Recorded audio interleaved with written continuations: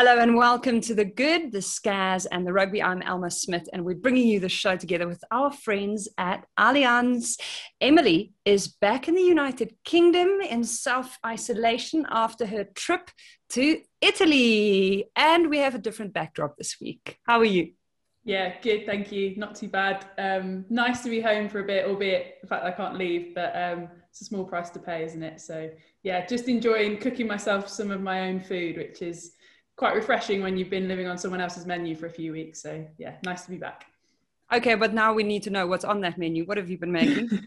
Impress us. You know what? As I was saying it, I was like, she's going to ask me and I don't want her to ask me. So I made some fish cakes for tonight, like from scratch, like a proper fish cake. But if I'm honest, last night I just had sausage and mash. You just need a comfort food. I love sausage and mash. That's why I didn't want you to ask me. Yeah, well, I don't judge at all because it's not like I ever cook anything impressive other than toast and tea. What was it like traveling the whole getting on a plane business? Yeah, it was, I suppose, much like the autumns, like you get whisked through security and you don't hang around anywhere particularly long. We've got like time constraints of where we're allowed to be in certain places. Don't look or talk to anybody that's not in your crew. And yeah, we're on our own flight over there. So that was quite nice. So to start with, we got seated and we were sat in seats. So one person was in the aisle and one person was at the window.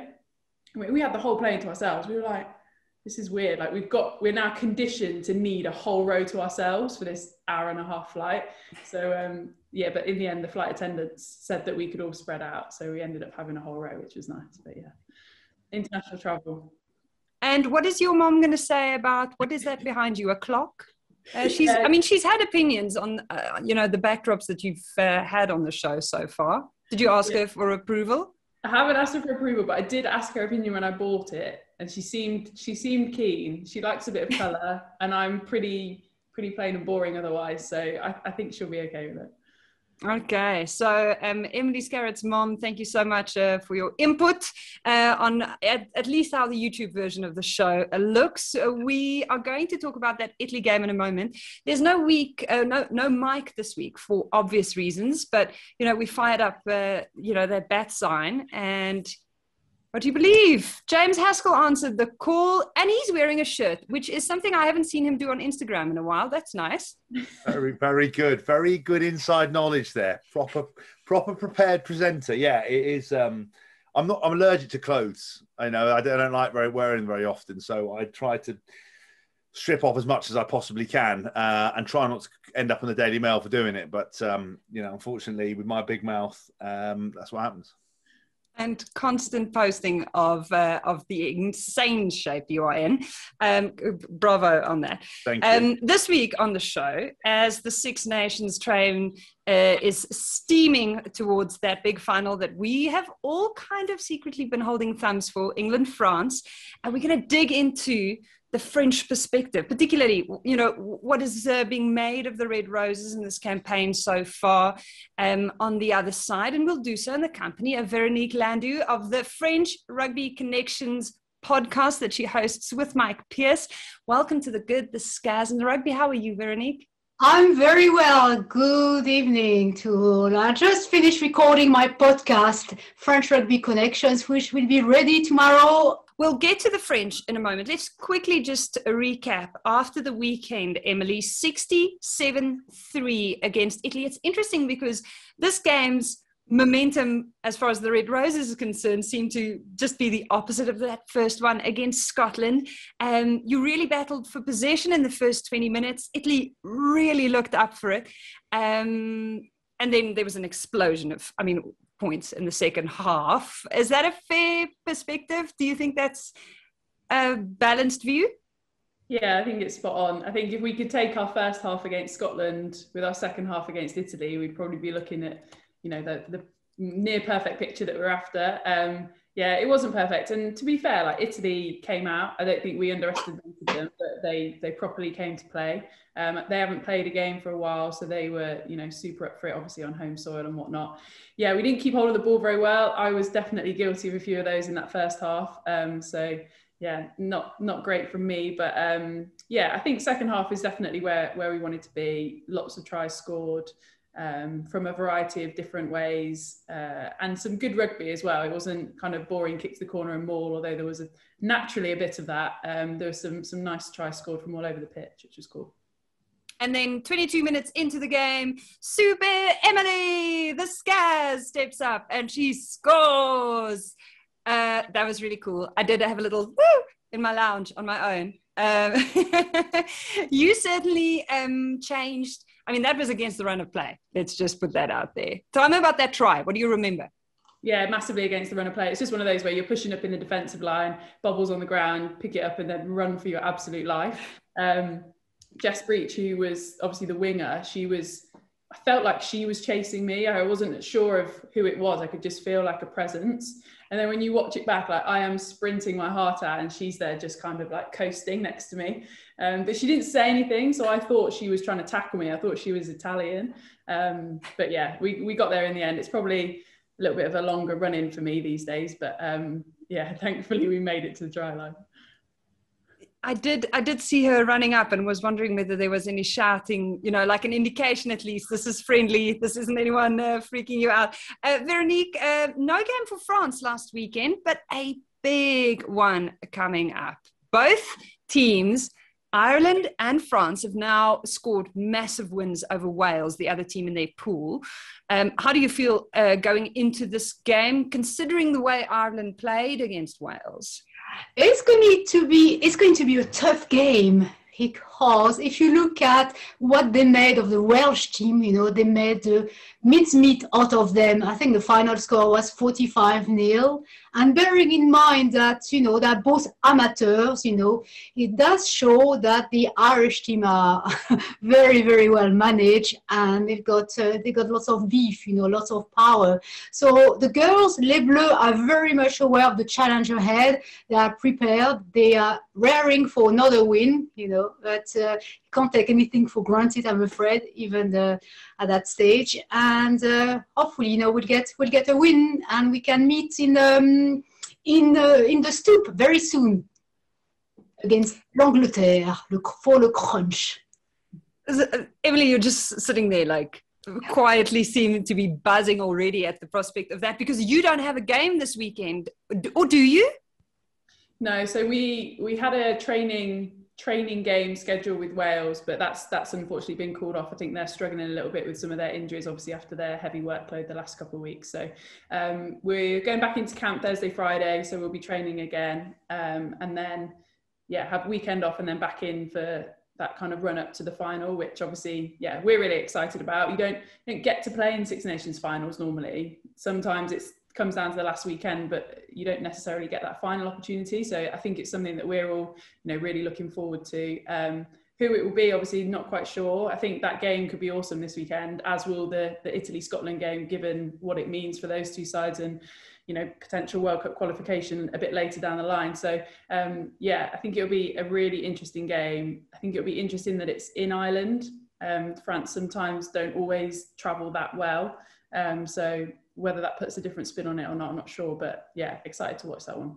I think it's a bit of a cliche saying that France doesn't travel that well. It's like saying, oh, you know what, French are unpredictable. I think there's been some changes, over the last few years. French rugby, not only on the male side, but on the female side, is very much experiencing a new renaissance. There is much more investment. French games for women in France are played live in France Télévisions. The last Six Nations where you won in Grenoble was watched by 2 million people. So there's very much, lots of appetite. But coming back to whether French team travel well or not, I think the fact that because of the COVID situation, there are no supporters present, it really doesn't make that much difference now. To be fair, after saying that, they played much better against us when we played them at Twickenham than they did when we played them out in Pau in, I think, was it Pau? I can't remember, wherever it was when we played them twice in the autumn. So it's probably a little bit unfair, but always tough going away. Yeah, but that's what you always got to say though, whenever describing the French. It's like the mandatory thing that every like Veronique said, it's like the cliche thing. Everyone always says, "Oh, you never know what you're going to get." But I think in the modern era, that kind of changed quite a lot. I would say what I've always said about French sides, both kind of male and female. I genuinely believe, as individuals, they're probably much better rugby players, or certainly in the men's team in terms of skill and everything else. Things like game plans and structure and stuff, because when you play on flair alone, if it's going well, it's brilliant. But if you aren't able to rely on kind of a solid game plan, or like even like psychology or sports therapists and stuff, we had Benjamin Case on it, and he said it's non-existent. So if you imagine you have 15 players on it, then you're going to get the most remarkable team in the world. If you have some players that aren't kind of there, or you don't have a strict game plan, you just play jouet, that's where it can come unstuck. So I think you're right. The old belief that they don't travel well is mistaken, especially as you see what they do in, especially in the men's side in Europe as well as with the women. But I was at Twickenham for that game. I was reporting for Channel 4, and I'd obviously heard, I thought England were favourites. I came there and they were getting absolutely battered, and I was thinking, what is going on here? And I thought the French were awesome, and they must have. I mean, obviously, Scaz, you kicked the winning kick, and I think it was Jess scored the last try. Was it something like that? Something like that. Yeah, you broke my heart there. Yeah, I think I felt for you, because I thought the French were brilliant that day, and I think it was kind of a near miss for England. But then, a quality side, can win in those difficult situations, and I think it was difficult because you saw the referee, was she going to give in? Was it going to be that moment where she was going to give the penalty away? Then she did, and you obviously kicked it. So yeah, but I think it's very exciting, the state of rugby everywhere, especially in France. The fact you're getting 2 million viewers is brilliant. In a weird way, I felt for them too at the end of that game, hence the reaction kind of after kicking that kick. I think, we are all human, and I think we definitely understood that we perhaps got away with one that day in many ways. It was a really, really tough battle. They played much better rugby for a large part of that game, but we were just able to stick in it. So yeah, I totally agree. I think the reaction, obviously lots of euphoria and excitement after that kick, but I think a little bit of, I think we scraped that one. Can I ask, obviously people always talk about like the crunch and stuff, but then when you play the Welsh, then it's whatever that Welsh terminology is. Then when you play the Irish, it's the same thing. Like whenever you play international rugby, it's always very physical. I will say that out of all the women's rugby I've watched, I thought that particular game, both sides were absolutely hammering each other on that. And I don't know whether, I haven't watched enough of England, France to know, but is there like a special bit of intensity more so than the other games? Because it certainly looked like there was, because both sides were like, we're not letting anyone get through here at all.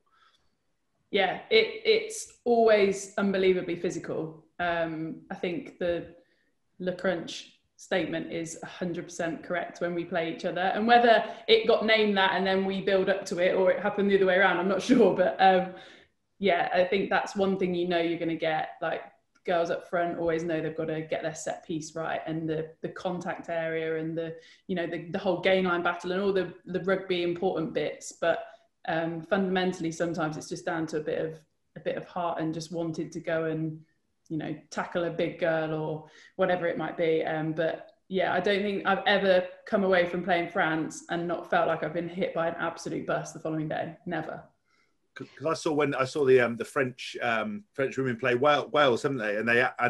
I always watch. You always gravitate towards like the back row and see what they were doing. And I remember the French number 8, great night, pick up and score under the post, and then you start looking at the front 5, and they were just picking and going, battering the Welsh. I was like, and then it doesn't matter what sport you're in, you think, I wouldn't like to have to tackle that as you're getting, as they're just like stealing yards, running over the top of it. And they seemed very together, which you can kind of see how passionate they were. So I'm excited if hopefully the final comes. I watched the game last year again between France and England. I was absolutely amazed as well by its ferocity. I completely forgot about gender. They were going for it.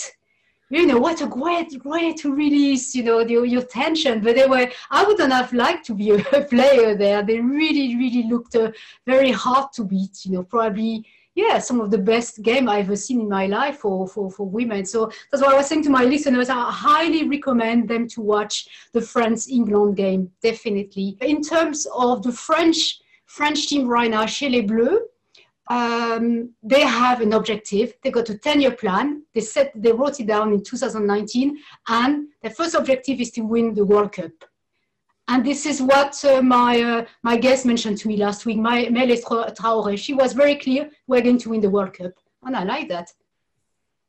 That's some solid statement to be making, considering they're also in a pool with England at that World Cup. That World Cup's pushed out by a year, but it's still very real on the horizon. So now, if we do get an England-France final next weekend, there's also an additional friendly on the 30th yes. Of April. Yes. So there's two opportunities here to... what would France's vision be in that second game, do you think, Veronique? Because the first one would obviously be for the title, but then would that second opportunity be to blood a broader range of players, trying different tactics? Have you picked anything up from the French side and their perspective on how to approach the Red Roses given this potential opportunity? They play to win. And we have a saying in French, which I'm going to tell you in French now. Let me speak in French to you. La revanche est un plat qui se mange froid. Did you say something about you said a revenge or something? Yes, that's right. You got it. A dish is best served cold. Yeah. Exactly. Yeah. And I think they're really raring to go to put the you know, they lost. They really painful loss last year and go for it. So I thought it'd be more foie. Did you say foie or plat? Froid. Sorry, that's why I didn't pick up. I was thinking to myself, why? Yeah, I was thinking foie's cold, but no. My amateur French days where I'm terrible, but I can understand some of it, but not speak it. When I get drunk, I speak like Derek Trotter from Only Fools and Horses. I just make like that, you know. Mange tout, ménage à trois. Mange tout, bonjour, and they're like, that's Italian. You're like, oh, never mind. To me, it sounds like everything's in reverse. My French exposure is minuscule. So, James, you spent some time in France. I'm surprised that your French isn't a lot tighter, but maybe it's just because you haven't been there for a while. I'll give you that break. But you have a special insight. Would you say that Emily should maybe consider going to play there to gain some insight? I mean, you played everywhere. You played in Japan. You played club rugby New Zealand. Yeah, I mean, I had more clubs than Calvin Harris. I mean, I said that joke a few times, so I apologise. But no, look, it's really interesting because obviously the French are a huge football nation. You know, they love their football, but actually, you know, in equal measure, they love their rugby.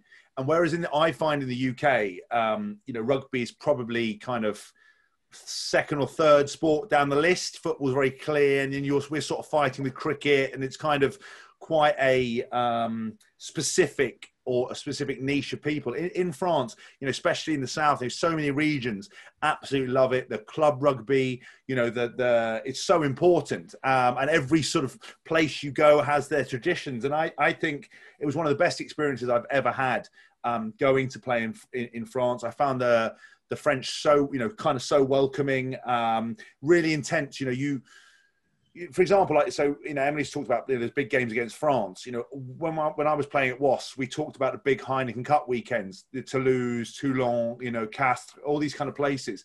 And it was such a big moment in the season. But every week for me, it was those big moments. And I think, you know, every player should go and broaden their horizons. And I think it's actually quite nice that, because I know when we were talking about with Emily about the Lions, and would she like a Lions tour thing? But obviously some countries didn't have that, and would they involve with the French and everything else? It's actually quite good that the French league's so good that it is somewhere that you could go and play. But I know there's a level of kind of, you know, England's just got the professionalism with the kind of contract, so it makes life a little bit difficult. For me, it was easier. But if you want to go somewhere where they absolutely love their rugby, where the fans are so passionate, informed, you know, France is definitely the place to go and play. And, you know, I loved it. And it's so good to see, because you see what the men's team did with the England under 20, the French under 20s winning, a couple of those tournaments, or how many times they won it. Suddenly they brought the new players through. The women's team's doing so well now. They've got a plan, and it seems like they have that ability to now execute. And I think it's really exciting. But I cannot recommend traveling enough, as long as it's not detrimental to your kind of national aspirations. Because I was lucky. I was able to still play for England. Now it's a bit of a trade-off. Do you gain with one hand, you lose the other? Because, like, for example, in the men's team, they're never going to pick players who go across. With the women's team, I don't know what the rules are in that, but I think any opportunity to go and play in the Basque Country, go and play in, these big games and stuff is very exciting. The food's out of this world. There's any excuse to have a drink as well, which is good. Of course. And I've got a question for Emily, actually. Emily, did you play in Stade des Alpes in Grenoble? Yes, I have done a couple of times. Yes. Place. I think we first went there in 2014, maybe. In that, I think we lost. But I remember arriving at the stadium, and the backdrop is unreal, isn't it? The Alps, basically. Well, there were 17,102 spectators on that game. Yeah. Wow. Picking up on Haskell's point, although I've obviously never played in France as a player in terms of domestically or played for a French club or anything, playing in France internationally is one of my favourite places. It is unbelievable. The crowds, the passion. We were in Clermont a couple of years ago, I think in the autumn, and at the end of the game, we were dancing around with their very famous band who were playing under the stands. And just all that side of it is amazing. The following they have, the noise they create. Like, obviously I'm a kicker. When I'm kicking, it gets the noisiest part of the game when you're kicking, whereas in the UK everyone falls deathly silent, which I suppose is probably a bit strange in itself. But France is one of my favourite places to play. As Has said, the food is always good as well, so that is always a winner. I've thought about maybe going over there and playing, but as you say, I don't know where it fits with our international stuff at the moment. Obviously I'm a professional player, paid by the RFU, so I don't think it would go down too well at the moment. Whether you have a couple of kind of YOLO retirement years over there, I'm not sure, but it's certainly an amazing place to be and play. You're so big time that you can get one of them sabbaticals in your contract. Like you read like Bowden Barrett or like Julian Savia, or somebody goes, they get it written in and they disappear. I couldn't do that. They were like, please leave. But with you, they might go, listen, I want to do 6 months here, but I promise to be back for the World Cup or something like that. Might, could work. Obviously, I know it's been postponed 1 year, but maybe after the next one. Could be fun. So what is the standard of, or how did lockdown affect club rugby over in France? Veronique, maybe just give us an update. I know that things resumed in February. How much of disruption was there? Well, same as in the UK. So didn't play no rugby, no sport up until August, September. And at the beginning of the season, the audience, spectators were allowed 1,000, 2,000, sometimes 5,000. But now they're playing what we call reclos with nobody, basically. So, but it's still going strong. We still have loads of immense top 14 games playing from the men's team, but also from the English, from the women. They've got it what they call Elite 1 and Elite 2. So you got games such as between Stade Toulousain, Montpellier, Montferrand, and Stade Français, for instance. Where most of the players from the French team come from. We were talking about a TV deal for women's football with Sarah Orchard on a previous episode. How accessible, you guys clearly have a lot of fan support. You were saying that you have so many people watching these matches. Is there any hopes for that to be on a nationally accessible TV platform anytime soon again?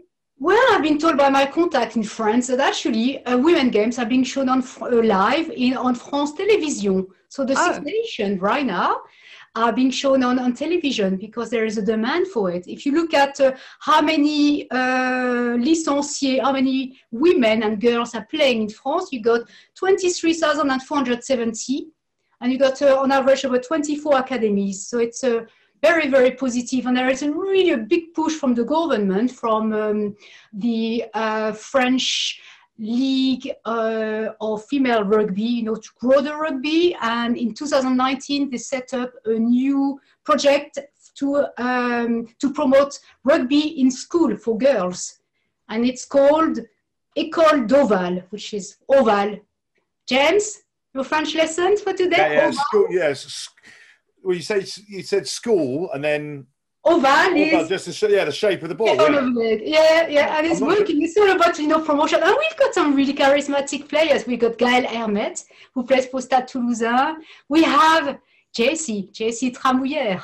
Now, the question, of course, is whether Jessie, you know, best player of the world up against Emily Scarratt. She won the player of the decade, but we've got the best player in the world reigning, and the Six Nations player of 2020. Yeah. Just to put in, that's dragging out because I won that in 2019, but COVID has done me an absolute favour because there hasn't been one since. That's not necessary. We do not need to clarify that, but we are running with the fact that we have you right here on our podcast. Jessie, of course, is welcome to also join in at some point if she'd like to put her hand up. But we do have the best player in the world here in our company. Is there a psychological thing when, you know, the Bleu have lost to the Red Roses for the last, 7 games now? Is that something that, Veronique, that, you know, people talk about? Do you think it's a potential psychological burden on the team, or is that not something they pay attention to, that track record? Well, French people are very tenacious. They don't like, you know, it's a sport, it's competitive. They will, you know, it hurts when it happens, but, you know, we have to forget about the past, but we have to think about now. So really the aim is to win, you know, obviously the Six Nations there right now, and yeah, to add some silverware. So, you know, if you look at the track record, it's not too bad. Would you agree, Emily? Are they the most fierceful competitor, or is it more difficult to play against the Blackferns? I think they're very different. Playing against France and playing against the Black Ferns are very, very different. I think you're right. I think France, you look at some of our results, yes, it might say they haven't won in 7, but actually some of those results have been really tight. At least 2 of them have come down to last plays that we've kind of snuck it back, basically. So I think we always have amazing battles with one another when we play each other. And if that happens again in a week or so, or definitely in 2 weeks or so, it'll be fun. It'll be tough, but it'll be fun. But yeah, I think that generally games against the Black Ferns and games against France are slightly different for different reasons, both very physical. But yeah, you've got to make sure you're on your mettle to play France, that's for sure. Yes. And in your opinion, Emily, how do you think we could grow the sport for women, for girls? I know James went to Wellington School. Is that correct, James? Good knowledge, yeah. I know everything, you know. Don't... I'm worried. If you know everything, don't mention everything on here. We don't need that. I won't say anything about your... No. Yeah. That's okay. Refresh my memory. Wellington, at your stage, was it a boys' school or did you have girls? It was actually, she had girls in the last 2 years. That's particular. I mean, I've talked about it on many podcasts that I've done, that my kind of life experience was all boys from the age of 7 to 13. Sorry. And then all boys from 13 to 18. Basically, there were some girls in the last 2 years in school, but they didn't come anywhere near me. So I've had to relearn what it's like to be, because I didn't go to university, what it's like to be, you know, to be with women and kind of, you know, and have female friends and stuff. I'm not allowed too many female friends because obviously I'm married. And if I suddenly if I turn up with female friends now, it's a bit like, how have you, you know? So yeah, I did. Unfortunately, I'm not a great person to experience that. But now the school is co-ed all the way through, and I think it's much better for it. And actually, my wife and I have talked about if and when we have kids, that I would 100% put them into a mixed school and go. You know, I think the days of the all boys school, I know it's kind of a nice British tradition, and you know, people talk about character building, but I don't think it's any good for you, and I don't think it creates a good perspective in society. I think we're trying to go away from that. So I would certainly do it another way around, and I would certainly send my children through that way, you know. And the reason I mentioned that is because, you know, I feel my daughter goes to a private school, co-ed as well. I feel, you know, it's very good from the age of 11, 12. I think it would be good for school to start bringing, you know, girls to play rugby. And it's not something I've seen. Maybe in Wellington they do that, but obviously 14, 15 can be a bit old. What do you think, Emily? What's the best age to start playing rugby? I mean, I interviewed Malice Traoré, who plays for Les Bleus and Stade Toulousain last week, but she started at 14 years old. And she's got 24 selections with Les Bleus, and she's 25 years old. What's the ideal age, and how can you grow rugby in schools, Emily, in England? As for the ideal age, I don't know if you can ever put a number on that. I started when I was 5 and I wouldn't change it. I think learning as you go like that has been hugely beneficial for me. But we spoke to Shauna Brown last week, who started when she was 25, and she's doing all right. So I think it's very much when people pick it up, when they find it. Sometimes, as you say, it's not always readily available for girls. You know, it's not something that they perhaps experience as a normal PE menu when they're at school, along with the netball and the hockey and stuff, certainly in this country. So yeah, I would love to see it in more schools from a much younger age. I did a bit of work when I left uni, working and going into schools and delivering some coaching and to girls that had never played it before. And I was quite sort of cautious because I thought, oh, this could be quite a hard sell, but they loved it. And they were always like, miss, when can we do contact? Which again, I wasn't expecting. But they loved it. So I think it's definitely about making it more readily available for girls to try. They're not all going to love it, you know, that's unrealistic, but giving them the opportunity at least, I think, is important. I've always considered rugby to be such an important opportunity if you teach it to girls before they hit puberty, to, in a very practical sense, show them that every body type matters and has a role to play and has an important contribution to make, so that when they go through that big change and suddenly their body type maybe shifts dramatically, that doesn't change the fact that they are useful, that they can make a contribution, that they can keep participating. Because I didn't have the opportunity to play rugby at school, and the sports that I played had very distinct kind of body types that was a requirement. And suddenly, as soon as your body changed, if you became a bit heavier or more curvy and suddenly you were slower, you would drop 2 teams. And so I've always wondered about, you know, the opportunity that rugby would give 7 to 10-year-old girls if they learned to play it young enough to simply slot into a different position, but within probably the same team.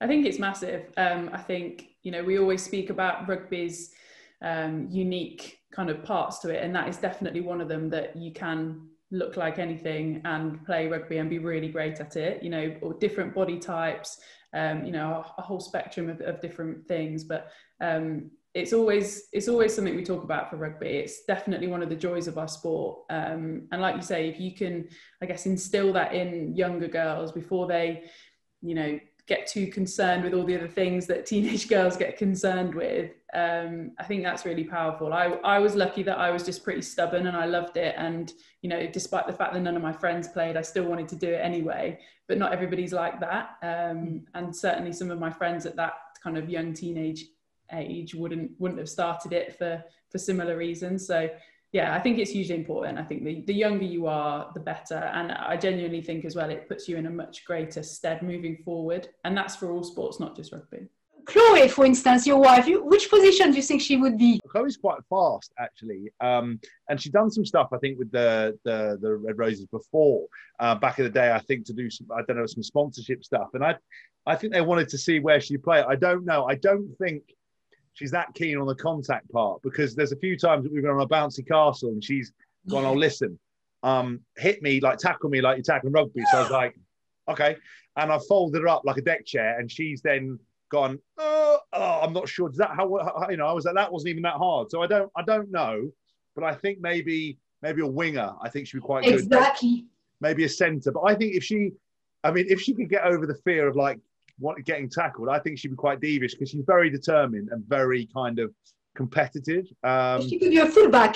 She could be a fullback. Yes, she could. Yes, she could. I think she might quite be like a team manager. She's quite organised as well. Would organise everything and tell everyone off. She quite enjoys telling me off. So I will say, because when we've interviewed Emily before on the good, the bad, the rugby, and talked to some of the other girls, it's really interesting that so many played either mixed touch or mixed rugby, then got to an age group, and then there was no team.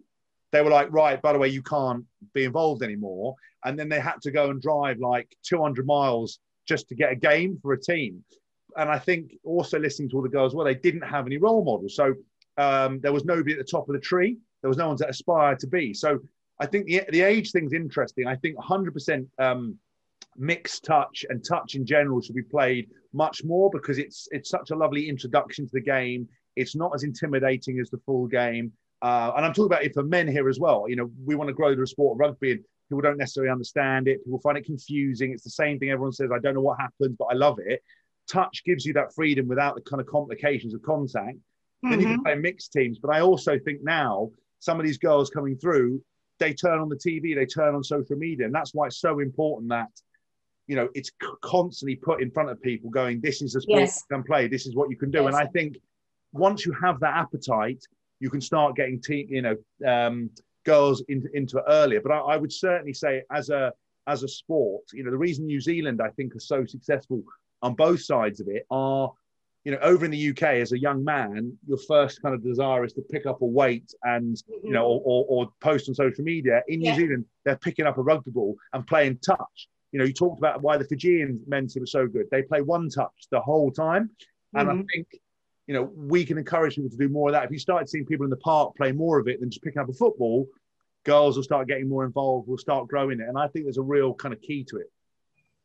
Yeah. So what's interesting is that sevens rugby is also often offered as an entryway into the sport. And within women's professional rugby, because of where it is at the moment, you can still play 15s and sevens. There are a few players who are still kind of managing that balance. Emily, you know, might come up against one or two players that have been brought in from the sevens team in the French lineup. You guys have, 3 girls in your setup that's also crossing with GB7s.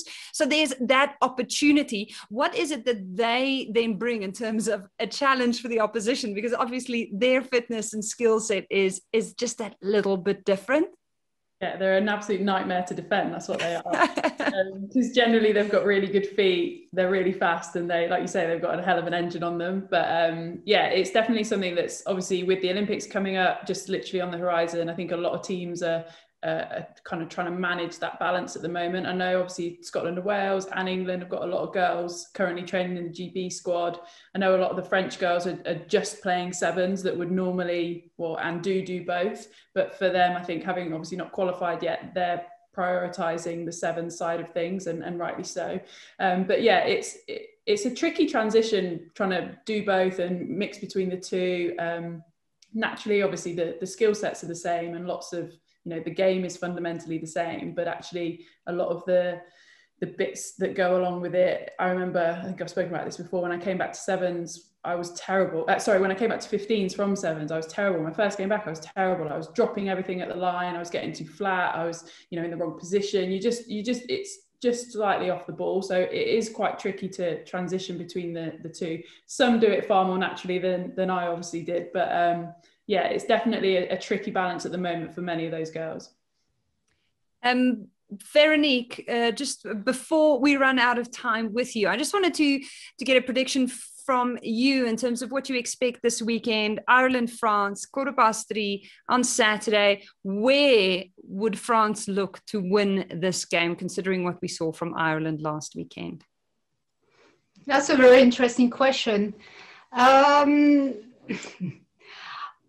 I think they have to carry on playing the way they have, because it has been successful so far. They got their own style, you know. They got an excellent,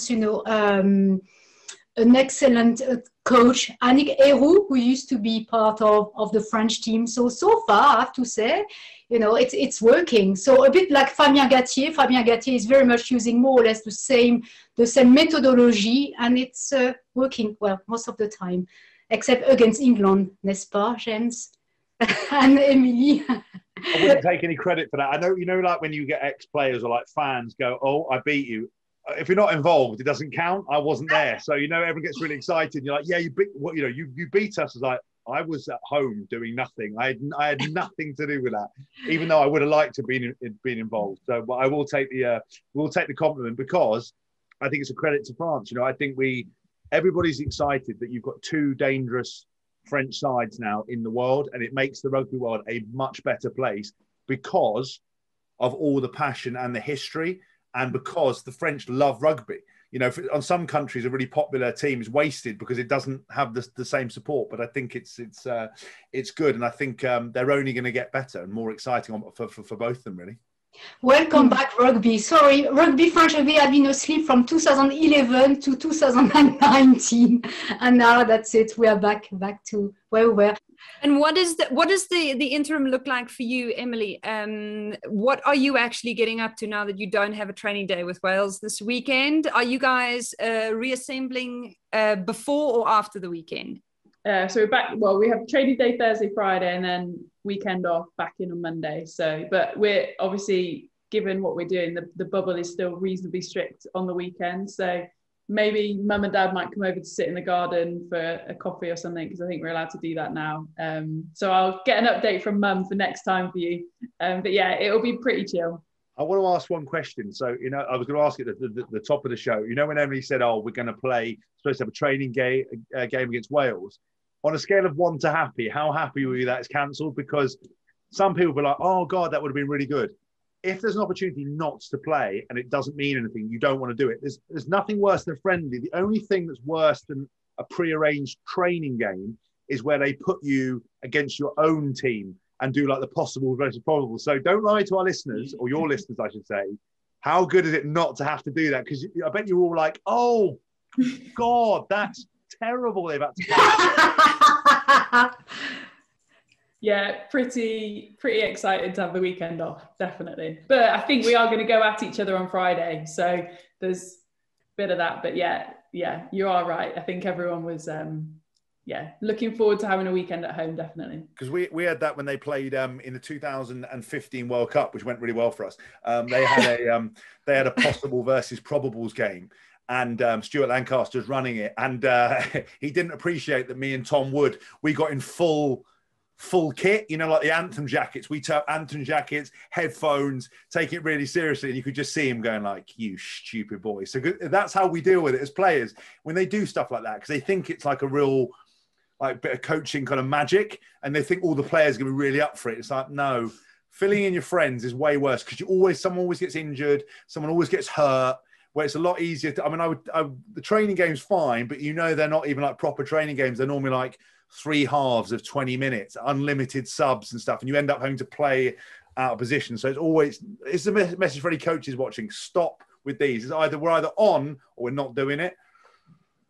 Okay, now that James has wagged his finger at his camera, you should go watch this on YouTube if you are listening to the podcast version for that little note.